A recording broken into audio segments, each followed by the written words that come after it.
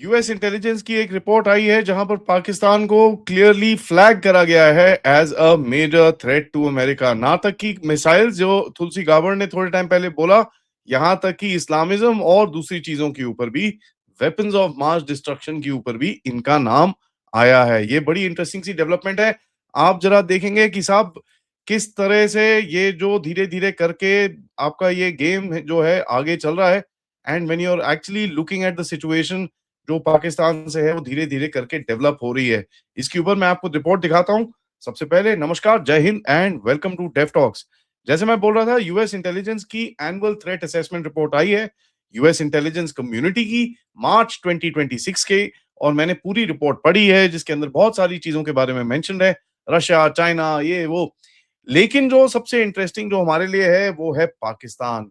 And Pakistan के बारे में क्या कहते हैं, एक-एक करके मैं आपको दिखाता हूँ। सबसे पहले ये बात करते हैं होमलैंड डिफेंस के बारे में, जहाँ पर ये बोलते हैं कि साहब ये चक्कर ऐसा है, होमलैंड डिफेंस में न्यूक्लियर डेटरेंट कैपेबिलिटी को में इनको काम करना होगा, क्योंकि China, Russia, north Korea, Iran और पाकिस्तान की तरफ से नए-नए तरह के मिसाइल डिलीवरी सिस्टम्स की तरफ काम किया जा रहा है।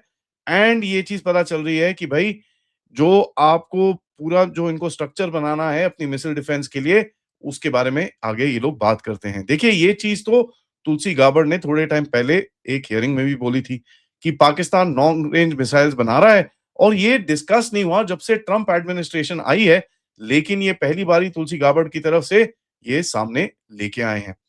नाउ इंटरेस्टिंग ये चीज़ है कि साहब ये जो मिसाइल डिफेंस है, इसके ऊपर पाकिस्तान पे पहले भी सैंक्शंस लगे हैं। ना तक कि पाकिस्तान पे, पाकिस्तान, ईरान और चाइना की एक कंबाइंड जो फैक्ट्री टाइप है, उसके अंदर ये उसके ऊपर काफ़ी सैंक्शंस लगे हैं। चाइना की कई ऑर्गनाइज़ेशंस के ऊपर, कई फैसिलिटीज़ के ऊपर, कई उनके सप्लायर्स के ऊपर for being suppliers to the missile program of Pakistan, उनके ऊपर सैंक्शंस पहले भी लगे हैं। और ये सिलसिला अभी दोबारा से शुरू होता हुआ दिखता है। यूएस इंटेलिजेंस की तरफ से जब ऐसे रिपोर्ट आती है तो इसके ऊपर फिर ट्रेजरी डिपार्टमेंट की ओर से काफ़ी एक्शंस आगे लिए जाते हैं। तो ये पहली चीज़ है जो मैं आपको दिखाना चाहता हूँ। अगली चलते हैं जहाँ पर हम बात करेंगे कि भाई ये बोल रहे हैं कि in spite of growing proliferation one way attack UAVs that perform missile like functions, China, Iran, north Korea और पाकिस्तान फिर से उस चीज को बना रहे हैं। देखिए, ये जो तिगाड़ी चौगाड़ी में पाकिस्तान का नाम दोबारा से आना शुरू हो गया है, ये पहले नहीं था। आज तो पाकिस्तानी बड़े खुश हैं, हम मीडिएशन करा रहे हैं। भाई मीडिएशन तो करा रहे हैं, पीठ में तुम्हारे खंजर भी घोप रहे हैं वो इनको नहीं दिख रहा। देखिए, ये जो एक्सिस ऑफ इविल टाइप एक जो ये जो एक गुट बोलते हैं, चाइना, ईरान, नॉर्थ कोरिया और रशिया का, उसके अंदर पाकिस्तान का नाम आना बड़ा ही सिग्निफिकेंट है। क्योंकि again they are talking about missiles that can actually threaten. And कहीं ना कहीं ड्रोन्स भी ऐसी चीजें ये लोग बोल रहे हैं कि लोकल इनके जो बेसिस हैं उनके ऊपर भी हमले हो सकते हैं। आगे चलते हैं मिलिट्री के ऊपर, जहां पर काफी चीजों के बारे में बात कर रहे हैं कि भाई आर्म्ड कॉन्फ्लिक्ट्स दुनिया में किस तरह से चल रही हैं। 2024 में 61 एक्टिव स्टेट बेस्ड कॉन्फ्लिक्ट्स हुई थी दुनिया के अंदर, और ये हाईएस्ट नंबर है सेकेंड वर्ल्ड वॉर के बाद में। उसके बाद बोलते हैं कि पीस रिसर्च इंस्टीट्यूट की ये पूरी फिगर है। एंड कहीं ना कहीं 2024 में 1,29,000, सुनिएगा, डेथ्स हुई हैं, which is the fourth highest any year since the end of the cold world war, cold war के एंड के बाद में। एंड 2021, 22, 23 में ये सबसे ज्यादा हैं। उसके बाद ये बोल रहे हैं कि भाई पावर कंपटीशन चल रही है बीजिंग, मॉस्को और वॉशिंगटन के बीच में, जो हमारे सामने है कि जिस तरह से एक एक एक नॉन अनाउंस्ड कोल्ड वॉर कहीं ना कहीं चल रहा है। जहां पर आप देखते हैं कि भैया पूरी तरह से game it's basically flipping around the world. And अभी ईरान कॉन्फ्लिक्ट के अंदर तो आपको कैजुअलिटी फिगर्स का पता ही नहीं है। यहां पर एडिशनल पॉइंट ये बड़ा इंटरेस्टिंग है। कहते हैं even if great powers refrain from conflict, many regional smaller powers are growing much more willing to pursue their interests. Countries like Egypt, Israel, Pakistan, Turkey, and UAE are mixing lethal aid, proxy forces, and their own military assets to provoke and undermine their rivals. आप सबको पता है, यहां पर जरा इसको break down करते हैं। इजिप्ट के काफी इंटरेस्ट है नॉर्थ अफ्रीका रीजन के अंदर, वहां पर कुछ ना कुछ चलता रहता है। इसराइल, वेल, ली सेड देन मोर, वो तो एक वॉर के अंदर ऑलरेडी इन्वॉल्व है।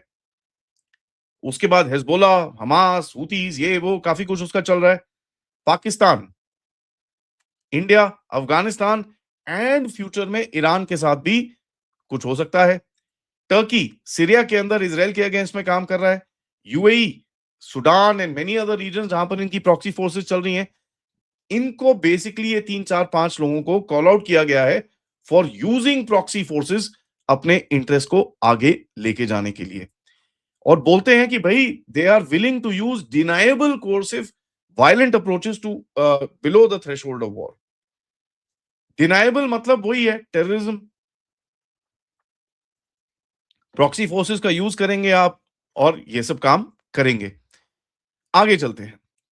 उसके बाद आया जी WMD के बारे में। भैया WMD कैपेबिलिटीज एक्सपैंड कर रही हैं एंड ये बोलते हैं with various degrees of successes China, North Korea, Pakistan and Russia will continue to research and develop.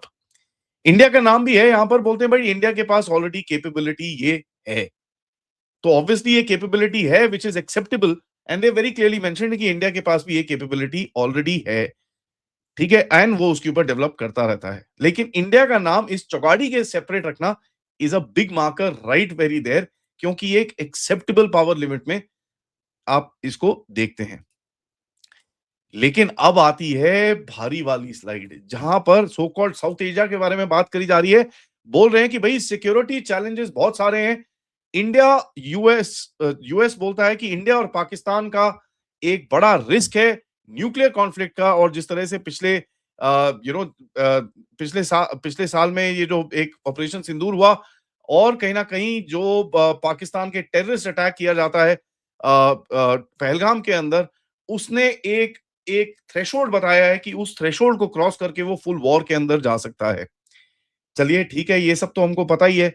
लेकिन सबसे इंटरेस्टिंग चीज यहां पर जरा देखिएगा। पाकिस्तान का पूरा जो आईसिस के बारे में प्रोपेगेंडा है वो खोल खाल के बराबर करके इस रिपोर्ट में लिख दिया गया है।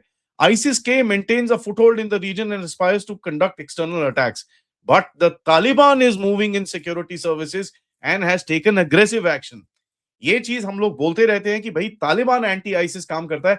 ऑल्दो यहाँ पर इन ऑल ऑनेस्टी अमेरिका वाले आईसिस को पाकिस्तान के थ्रू यूज करके थोड़े थोड़े काम करते हैं। ईरान के अंदर अटैक कराया, रशिया के अंदर अटैक कराया, ये सब ये काम करते हैं, इसके अंदर कोई डाउट नहीं है। लेकिन होलियर देन दाऊ रिपोर्ट्स तो फिर भी दे देते हैं ये लोग, लेकिन उसके अंदर कहीं ना कहीं सच्चाई भी लिख देते हैं। और बोलते हैं तालिबान ने एक्सटेंसिव ऑपरेशंस करे हैं आईसिस के टारगेट्स के ऊपर, और as a matter of fact उनको भगाया भी है इनटू सम नेबरिंग कंट्रीज। अब नेबरिंग कंट्रीज का नाम नहीं लिया जा रहा है यहां पर, बट मैं आपको बताता हूं सबसे बड़ा neighbouring country is Pakistan and दूसरा इज ताजिकिस्तान, जिसके अंदर कई एरियाज के अंदर इनकी प्रेजेंस पाकिस्तान स्पॉन्सर्ड पाई गई है, जहां पर ये लोग रिक्रूटमेंट भी कर रहे हैं and as a matter of fact they are doing various types of training activities as well. कुछ समय पहले चाइना के ऊपर ड्रोन अटैक्स हुए 11, जिसमें 5 से 8 बंदे मारे गए थे, वो सारे इनके स्पॉन्सर्ड थे, backed by the Pakistani army. यहां पर पाकिस्तान का पूरा नैरेटिव, जो सारा एडम्स जैसे लोग और पाकिस्तान के पूरे जो नैरेटिव मशीन है कि भाई आईसिस के को अफगानिस्तान ही यूज करता है, ये देखो पूरी टेररिज्म वहां से है, ये पूरी तरह से इन लोगों ने यहां पर बस्ट कर दिया। एंड पाकिस्तान का जो एक क्लियर नैरेटिव था कि भैया हम एकदम सुच्चे बंदे हैं, अफगानिस्तान हमारे साथ ये चीजें कर रहा है, वो लिटरली उल्टा पड़ा। जहां पर ये बोला जा रहा है कि अफगानिस्तान इस टाइम पे एग्रेसिव एक्शन लेता है तालिबान की लीडरशिप के अंदर आईसिस के फ्रैक्शंस को मारने के लिए, और इन्होंने काफी अच्छा काम करा है।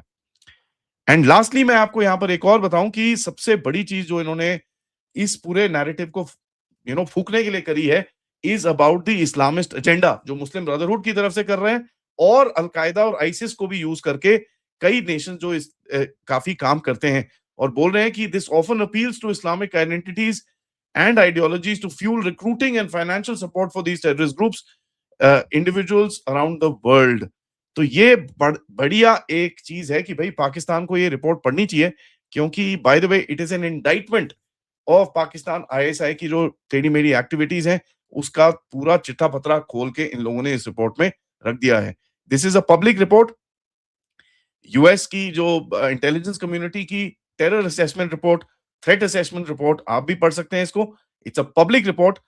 एंड इस टाइम पे जब पाकिस्तान अपनी जुबान को टॉयलेट पेपर की तरह यूज करके सारी कंट्रीज के सामने बैठा है कि क्योंकि कहीं ना कहीं वो बच जाए, पीछे से पीठ में उसके खंजर धीरे-धीरे करके अंदर डाला जा रहा है। Thank you for watching this video. Video को लाइक करिए, सब्सक्राइब करिए and share this with your friends and families. And of course, if you can support the channel, please do so. QR code, PayPal, Super Sticker, Super Chats is the way to do it. मिलते हैं थोड़ी देर में, तब तक नमस्कार।